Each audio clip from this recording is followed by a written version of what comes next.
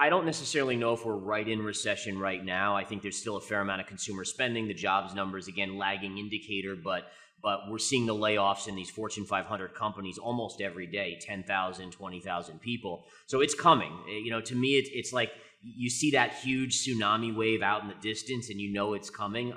And I do think that, yeah, we'll be in a recession in 2023. It's just a matter of, is it the first half or the second half? But this year has been full of worrying news for investors. But the king of market movers in 2022 has been inflation. Inflation is the root of most investor problems this year. It has created massive economic uncertainty, and it's why the Fed has spiked interest rates higher. Both of those factors hammered stock and bond prices. So each month, everyone's watching for the new inflation numbers. That news moves the markets. While those reports have mostly been bad news, inflation has come down recently. And as we will see today in this video, inflation growth should slow further from here. Gareth Soloway in this video points out that there is no doubt in his mind that the inflation will come down and that there would surely be a recession next year, but what he is not sure of is if the levels would go down to the pre-transitory values and the Fed won't be able to lower rates in quite a long while. Micheal also added that the housing market is a chief indicator of whether inflation has hit its peak, and so far, there is no clear signal from the housing market as it is hard to determine the value of each asset at the time. Energy prices have played a major role in soaring inflation. In June 2022, the overall inflation rate rose by 9.1%. However, energy prices account for about 9% of the benchmark for U.S. inflation, the Consumer Price Index, CPI. Soaring energy prices drove the overall index higher. That month, energy jumped an incredible 41.6% year over year. Food prices climbed 10.4%, while all items excluding food and energy increased only 5.9%. Now, many economists would argue that food and gas prices aren't representative of overall inflation because they're so volatile. But these essentials are what we want to pay the most attention to right now. That's because higher food and gas prices are taking the biggest toll on households and businesses. And given the outsized jump in gas prices specifically, that's the area that will tell us when to expect a turnaround in the inflation trend. We will now go back into the video and listen to Gareth and Micheal as they analyze the state of the market so far and give their predictions on the fate of inflation. As you watch, make sure to like the video, subscribe, and drop your comments in the comment section. My expectation is that inflation will remain sticky for multiple years, probably north of 2%, right? So even north of 3%, I could see it. And eventually, I think the Fed is going to have a moving target on when they'll stimulate. It probably won't be below or at 2%. They'll probably be forced to when we're nearing around that 3% level.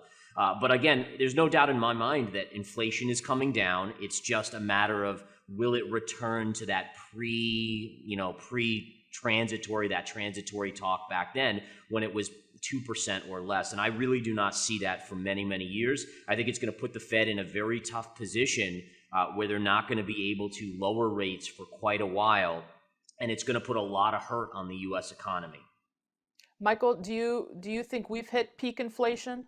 My response would probably be maybe. Okay, and here's why I say that. I think this is really nuanced.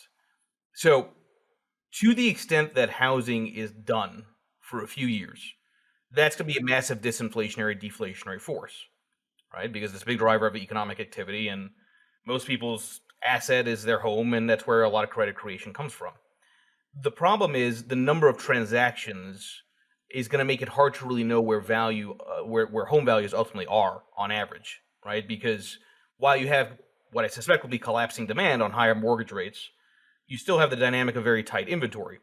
So you have this kind of odd equilibrium, I'd argue, in the housing market where people are not going to be buying and people are not going to be selling. So you probably do have much lower mark-to-market values in homes, which would be disinflationary, deflationary, but people wouldn't necessarily see that because the comps are not getting reset lower, right? Mm-hmm. So from that perspective, it's one of those things where it's like, it will feel like inflation in the things that are priced real time. Whereas the things which are not priced real time, I'd argue are going to be much more disinflationary, deflationary. And I do think, keep in mind that if you're going to go back to the 2% inflation average target rate, you got to go past 2% on the downside. Like, this is always what's amazing to me. People talk about you got to get to the long run average of 2%. Okay, well, to get to the long run average, you have to actually probably have a period of outright deflation because that's math, right? To get back to the longer term average. I find, and Gareth, actually, I'm curious to hear your thoughts on this too.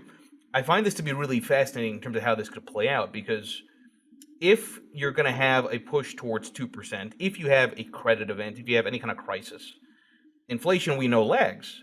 So what? The Fed's going to then lower rates as inflation still, from a headline perspective, at Right. 4.5%, 5%, 6%. I mean, the optics of that look terrible. According to Soloway, the Fed would be very reluctant to cut rates now despite the inflation levels. He said that they may not raise it further either, but will be very skeptical about cutting down rates for a while. Micheal, on the other hand, points out that the U.S. economy was a standout when other economies were being plummeted by the global financial crisis, and that is as a result of the quantitative easing. But now the quantitative easing is gone, and there is no distinction between the U.S. economy and other world economies, which means that things are going to look very bad for the U.S. economy. To me, there's no way, especially when you think about how the Fed got caught off guard again, saying it was transitory and it's not. Now they've overcompensated to the other side in terms of hiking rates. And I really do believe that they've overstepped again in this direction. But the problem is, based on what happened in the 70s, they're going to be very reluctant to back off and start cutting rates. And so what they're going to do is most likely stay the course, say they have to stay the course. And even when we get in a recession, they're not going to look to cut rates. They obviously won't hike anymore, but they won't be cutting rates for a significant amount of time. And what it's going to do is it's going to cause a spin out on the opposite side then. And it really feels like, I mean, I don't know if Micheal gets this sense, but it seems like ever since the Fed's gotten involved in the economy more and more, there's always these huge bubbles and then these huge opposite reactions, right? And it kind of makes sense, right? The universe is supposed to come back to zero-sum game. And so when you have these monster bubbles, you have to have this reactionary period of negative growth to kind of compensate and bring us back to that level. But again, I'm not looking forward to those next few years. I think it's going to be tough. I think it's going to be a traders and investors market. But we're going to have to get through it. Let me add a couple of quick things. So, real quick on this. So I've made this point before that the Fed is the last great bubble. I mean, the reality is faith in central banks is the bubble, right? But also, I think you hit on something. I know you've been on this point, Gareth, too, for a while, which is that we probably are in a lost decade. And I know that's not really a very popular opinion because it sounds scary, but let's think through this.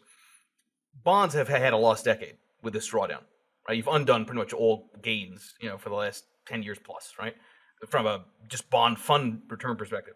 Emerging markets have had a lost decade. They've gone nowhere, right? Just I call it volatile cash, right? Just literally gone nowhere. Yeah, you've had some pockets in the tech space that did well, but you look at the broad-based emerging market indices, nothingness, right, for a decade plus. The U.S. was the standout. Now, why was the U.S. the standout while everything else largely kind of went nowhere?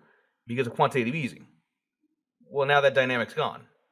And if that was the only real reason, the only real difference between U.S. markets and everything else outside the U.S. that went through a lost decade, and now we don't have QE, I mean, logically would dictate what's probably going to be a tough road ahead. Inflationary figures may be going down, but as Gareth Soloway and Micheal Gade pointed out, this is just the beginning of a full-blown recession, and unlike before, the U.S. economy won't be able to escape it and everyone would feel the effect of the bursting bubble. How are you getting ready for the impending recession? Let us know in the comment section below. Also, remember to like this video, subscribe, and turn on notifications. Thanks for watching.